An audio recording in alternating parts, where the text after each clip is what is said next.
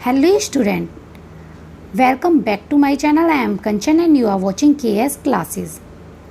आज हम द्वितीय विश्व युद्ध के पश्चात जो घटनाएं घटी थी उनके बारे में पढ़ेंगे, साथ ही शीत युद्ध किस तरह से शुरू हुआ था उसके बारे में भी हम जानेंगे।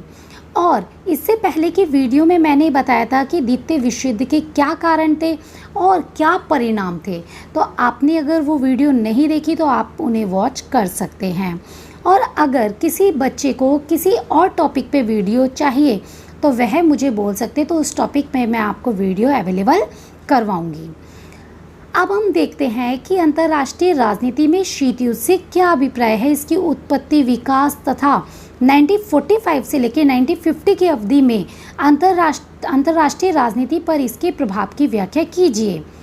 अब यहाँ देखो कि क्वेश्चन किस तरह से पूछा जा सकता है। या तो आपसे पूछ सकते हैं द्वितीय विश्व युद्ध के पश्चात की घटनाएं बताइए, या डायरेक्ट आपसे पूछा जाएगा कि शीत युद्ध क्या है, इसकी उत्पत्ति कैसे हुई, इसका विकास कैसे हुआ। फिर या तो आपसे सीधे क्वेश्चंस पूछा गया है शीत युद्ध से आप क्या समझते हैं, इसको प्रारंभ करने वाले उत्तरदायी कारक क्या हैं। तो आपको कंफ्यूज होने की ज़रूरत नहीं है, आप एक बार क्वेश्चंस पे भी नज़र डाल लो, जिससे कि अगर क्वेश्चन किसी भी रूप में चेंज होकर आ जाता है तो आप उसको आसानी से अटैम्प्ट कर पाओ। और अगर आपको कहीं डाउट है या कोई परेशानी है तो आप कमेंट के थ्रू मुझसे पूछ सकते हैं। अब हम चलते हैं अपने आंसर की तरफ। दूसरे विश्व युद्ध के अंतिम दिनों में इटली और जर्मनी को पराजय के साथ ही जापान को लेकर एक नई प्रकार की प्रवृत्ति उभर कर आने लगी। अब क्या था कि जिस टाइम पे दूसरा विश्व युद्ध चल रहा था तो इटली और जर्मनी तो पराजय हो गए थे, तो जापान को लेकर भी एक नए विचार उभर कर आ रहा था। तो उसको हराने का जो काम सौंपा गया था वो किसका था? संयुक्त राज्य अमेरिका का। तो ब्रिटेन, ऑस्ट्रेलिया, न्यूजीलैंड और चीन इस संघर्ष में अमेरिका की सहायता कर रहे थे। साथ ही सोवियत संघ अंदर ही अंदर पूर्वी एशिया में जो अमेरिका का प्रभाव बढ़ रहा था उससे परेशान था। लेकिन ये चीज़ें जो अगर हम बोले कि द्वितीय महाविश्व युद्ध है वह जापान पे जैसे ही परमाणु हमला किया तभी ख़त्म हो गया। अब बताते हैं कि जापान के दो शहर हैं, हिरोशिमा और नागासाकी।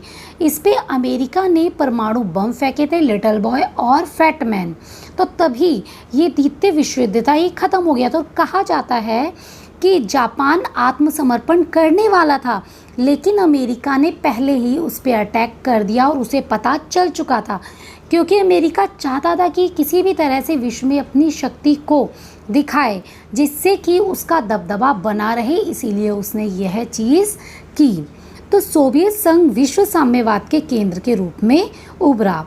तो इस तरह से अगर हम बात करें कि इसके बाद जो अर्थव्यवस्था थी, पूरा विश्व था, वो दो गुटों में बट गया। एक तो अमेरिका समर्थक गुट और दूसरा सोवियत संघ समर्थक गुट, जबकि ये दोनों देश द्वितीय विश्व युद्ध के दौरान एक साथ थे। और कई बार मैंने ये चीज़ रिपीट भी की है, एक दल था वो साम्यवादी विचारधारा को मानता था और दूसरा दल था वो पूंजीवादी विचारधारा को मानता था। अब हम बात करते हैं कि शीत युद्ध का अर्थ है क्या। शीत युद्ध से अभिप्राय एक ऐसी अवस्था होती है जब दो या दो से अधिक देशों के बीच वातावरण के बाद सोवियत संघ अमेरिका के साथ दूसरी ताकत बनकर उभरा। तो यहाँ कह सकते हैं कि दो या दो से अधिक देशों के बीच एक ऐसा वातावरण बनकर उभरता है जिसके अंदर एक देश दूसरे से ज़्यादा ताकतवर बनना चाहता है या बनकर उभरता है। यानी युद्ध जब हुआ था तो उस टाइम ब्रिटेन, अमेरिका, सोवियत संघ ने मिलकर फासीवादी ताकतों को हराया था, लेकिन युद्ध के बाद उनके बीच में जो टकराव था, तनाव था, वो उभरने लगे और उनके संबंध बिगड़ गए। तो इसी तनावपूर्ण स्थिति को शीत युद्ध के नाम से जाना जाता है। तो हम बात करते हैं कि शीत युद्ध है क्या वाकई में। तो शीत युद्ध एक ऐसी स्थिति है, ये विचारधाराओं का संघर्ष है जिसके अंदर एक देश दूसरे से ज़्यादा ताकतवर बनना चाहता है। अमेरिका पूंजीवादी विचारधारा को फैलाना चाहता है तथा सोवियत संघ साम्यवादी विचारधारा को फैलाना चाहता है। जिसके तहत ये पूरे विश्व को दो गुटों में बांट लेते हैं और कोशिश करते हैं कि ज़्यादा से ज़्यादा राष्ट्र उनके साथ आकर मिल सके और वो इस विचारधारा का प्रसार ज़्यादा मात्रा में कर सके। तो शीत युद्ध का जो सबसे पहले प्रयोग है वो अमेरिका की एक राजनीतिज्ञ बर्नार्ड वारेख ने किया था। आपको ये पॉइंट जरूर डालना और अंडरलाइन करके डालना है, जिससे कि आपको नंबर मिलने के चांसेस ज़्यादा होते हैं। आपको ये सारी चीज़ें नहीं लिख रही, जो मैं बता रही हूँ उसके अकॉर्डिंग ही आपको पेपर अटैम्प्ट करना है। तो यह एक कूटनीतिक युद्ध था जो दो से अधिक शक्तियों के मध्य सशस्त्र संघर्ष नहीं था। यहाँ पर ऐसा नहीं कि हमेशा वो शस्त्र लेकर लड़ते रहे हैं, हथियार लेकर लड़ते गए हैं। ये एक वाकयुग था, यानी ये मस्तिष्क से लड़ा गया, एक दूसरे के जो खिलाफ हैं वो गुप्त नीतियाँ रची गई, हड़पने की कोशिश की गई, चालें चली। लेकिन ये जो तृतीय विश्व युद्ध के रूप में हमें देखने के लिए नहीं मिली, क्योंकि जो जापान पर अमेरिका ने अटैक किया था उसके कारण जो भी हानियाँ हुई थी उसको पूरा विश्व देख चुका था। इसीलिए अब तृतीय विश्व युद्ध का खतरा नहीं लेना चाहता था, क्योंकि अब 5-6 देशों के पास ऑलरेडी परमाणु बम आ चुके थे और अब अगर युद्ध हो जाता तो यह तय करना मुश्किल था कि कौन सा देश जीतेगा और कौन सा नहीं। और अगर हम बात करें कि जो सामान्य युद्ध हैं वो तो क्या होते हैं, आमने सामने खुले में लड़े जाते हैं और आखिर में हमें पता होता है कि कौन सा देश जीतेगा और कौन सा नहीं।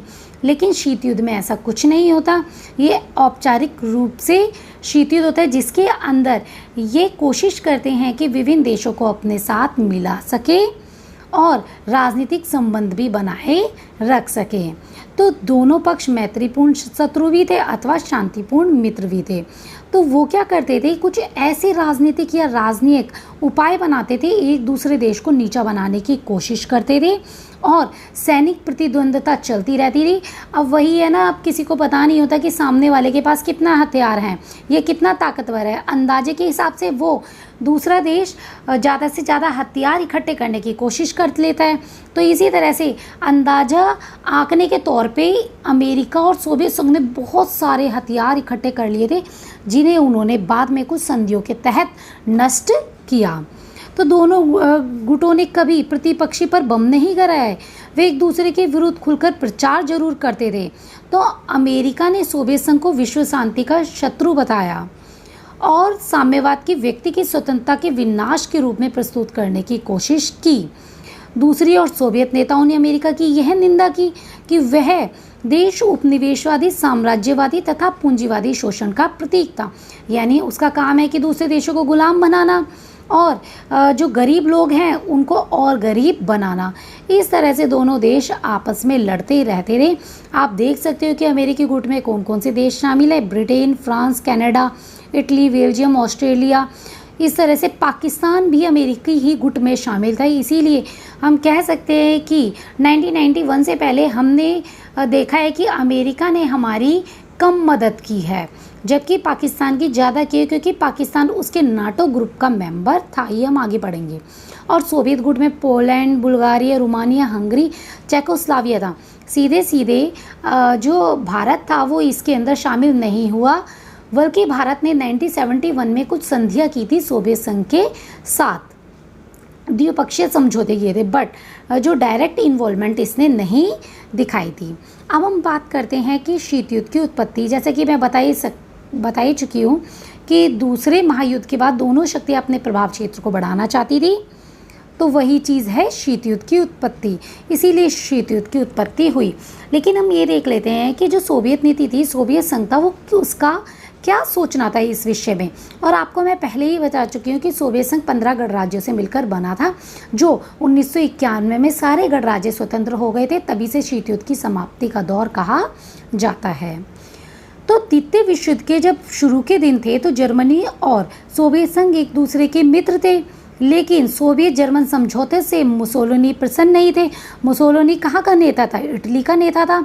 तो 1940 तक इटली युद्ध में शामिल नहीं हुआ। 1940 में जब फ्रांस पराजित हो गया, उसने कहा ठीक है मैं आत्मसमर्पण करता हूँ। तो उस समय इटली ने जर्मनी के पक्ष में फ्रांस तथा अन्य मित्र राष्ट्रों के विरुद्ध युद्ध की घोषणा कर दी। तो सोवियत संघ तो औपचारिक रूप से तो इस युद्ध में शामिल नहीं होता, लेकिन पोलैंड पर आक्रमण करके उसने जर्मनी का साथ अवश्य दिया था। उसके पश्चात सोवियत संघ ने फिनलैंड पर आक्रमण कर दिया। इसीलिए जो राष्ट्रसंघ था, राष्ट्रसंघ का पहले नाम था लीग ऑफ नेशंस, जो बाद में खत्म हो गया था, उसका अस्तित्व खत्म हो गया था। उसके बाद एक गुट बना था जिसको संयुक्त राष्ट्र संघ के नाम से आप सभी जानते हो।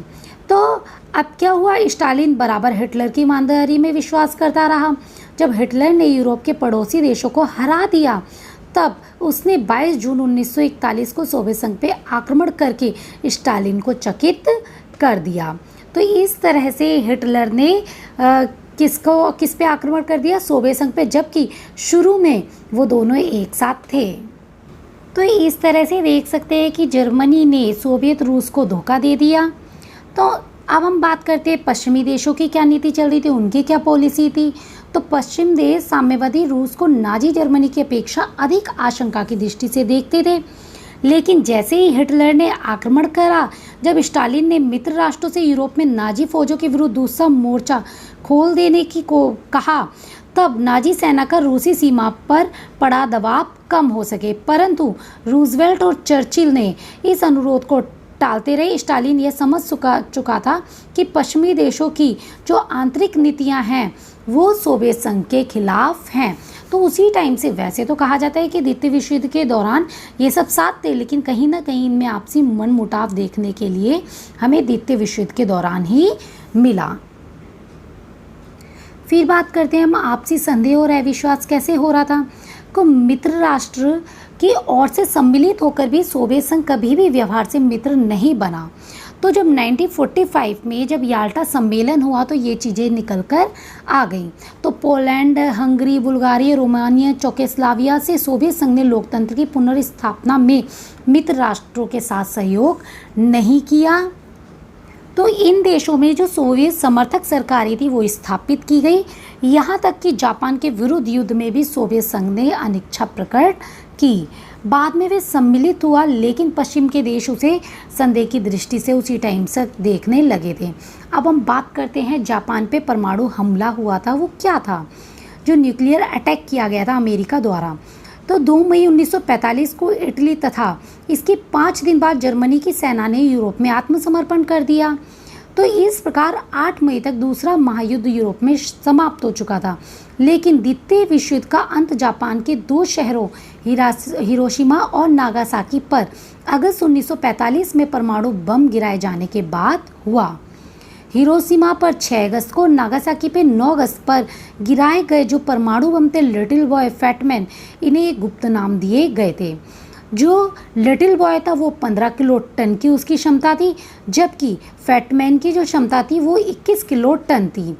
इस आक्रमण से दोनों शहरों की आधी जनसंख्या मारी गई और उसके वंशज आज भी उस त्रासदी का सामना कर रहे हैं। अभी तक वहाँ पर कई जगह अपंग लोग पैदा होते हैं, क्योंकि जीन्स के थ्रू, या कह सकते हैं हम कि जो एनवायरनमेंट है वहाँ का इतना दूषित हो चुका है। तो अमेरिका को की इस बात पर आलोचना की गई, क्योंकि अमेरिका को ये जानकारी थी कि जापान आत्मसमर्पण करने वाला है और जर्मनी हार चुका है और यूरोप से पूरी दुनिया है जो विध्वंस की मार से करहा रही है, फिर भी उसने उन पर अटैक किया। तो अमेरिका के परमाणु हमले का उद्देश्य था सोवियत संघ, जो इस महायुद्ध में उसके साथ था, उसको ये दिखाना कि दुनिया में वह सबसे बड़ी ताकत है। तो वह राजनीतिक और सैन्य लाभ को उठाने से रोकना चाहता था सोवियत संघ को। तो अमेरिकी समर्थकों का मानना है कि महायुद्ध की विभीषिका को रोकने के लिए गिराना जरूरी था, क्योंकि उसके सहयोगी देश धन जन की अपार क्षति में शामिल थे। ब्रिटेन और फ्रांस को अणु बम की विस्फोटक क्षमता की पूरी जानकारी थी, लेकिन सोवियत संघ को इस विषय में कुछ भी नहीं बताया गया। तो हम कह सकते थे कि यहाँ पर विश्वासघात किया गया।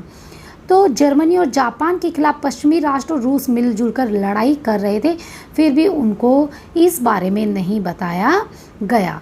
तो आप देख सकते हैं किस तरह से अमेरिका ने चालें चली और इस युद्ध को जीत लिया गया। तो अब देखते हैं हम जर्मनी की मुद्रा, उसका क्या रोल था इसमें। तो सोवियत संघ की मांग थी कि पराजित राष्ट्रों को क्षतिपूर्ति के रूप में उसे बड़ी राशि का भुगतान करे।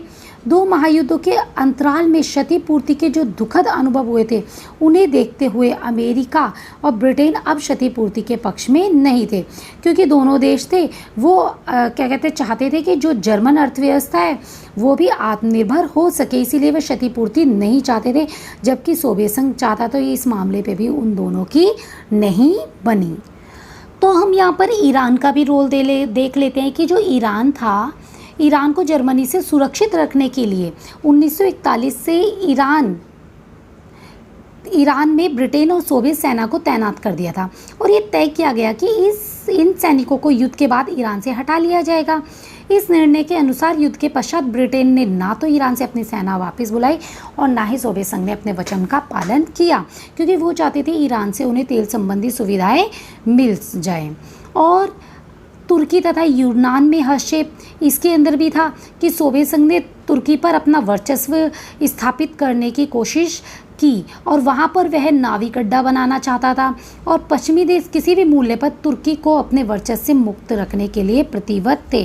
तो इस विवाद में भी शीत युद्ध को भड़काने में योगदान मिला। तो इस तरह से आप देखोगे कि युद्धोत्तर उद्देश्यों में अंतर था। तो सोवियत संघ का यह लक्ष्य था कि पूर्वी यूरोप के देशों को नाजी दास्ता से मुक्त कराया जाए, जबकि अगर हम बात करें कि जो पूंजीवादी देश थे या अमेरिका था, वह चाहता था ज़्यादा से ज़्यादा देशों में लोकतांत्रिक सरकारें कायम हो सके। तो इसीलिए दोनों की विचारधाराओं में भी अंतर था।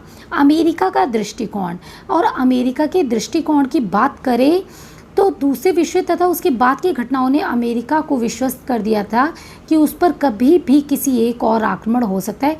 इसीलिए अमेरिका ने निश्चय किया कि उसे द्वितीय विश्व के पश्चात विश्व राजनीति में एक महत्वपूर्ण भूमिका निभानी है। तो जब 1991 के बाद जब शीत युद्ध खत्म हो गया, तो नई विश्व अर्थव्यवस्था के रूप में सिर्फ अमेरिका का वर्चस्व देखने के लिए हमें मिला। इसे भी जब हमारा टॉपिक आएगा तो उसके अंदर इस पार्ट को हम कवर करेंगे। ये तो था शीत युद्ध के बारे में कुछ पार्ट, और जो बाकी का बचा पार्ट है वो मैं आपको part second, part third video में अवेलेबल कराऊंगी। आई होप आप लोगों को समझ में आ रहा होगा, और आपको देखो डीपली तो पढ़ना पड़ेगा, क्योंकि बीए में जो हमारे क्वेश्चंस आते हैं वो 20 मार्क्स के होते हैं, तो उसके अंदर हमें ज़्यादा लिखना भी होता है। इसीलिए आपको ज़्यादा से ज़्यादा मटेरियल कलेक्ट करना पड़ेगा, माइंड से निकालना पड़ेगा, और कोशिश करो उसको आप रिटर्न करके देखा करो, क्योंकि अगर आप अपने पॉइंट्स भी बनाओगे और कोशिश करो इसी में से आप पॉइंट बनाओ, जैसे कि बम के बारे में आया, जापान पे परमाणु हमला, तो उसी में अमेरिका से निकलकर कुछ और पॉइंट्स आ सकते हैं, तो आप उन्हें बनाने की कोशिश क्या करो। और साथ में अगर आपको कुछ डाउट है या कुछ पूछना है तो आप कमेंट के थ्रू पूछ सकते हैं। साथ ही अपने फ्रेंड्स के साथ ज़्यादा से ज़्यादा मेरी वीडियो को शेयर कीजिए और सब्सक्राइब कीजिए। साथ ही लाइक बटन ज़रूर दबा दीजिए, जिससे कि मुझे मोटिवेशन मिल सके और मैं आपके लिए इसी तरह से टाइम टू टाइम ज़्यादा से ज़्यादा वीडियो अवेलेबल करा सकूँ। Thanks for watching KS classes.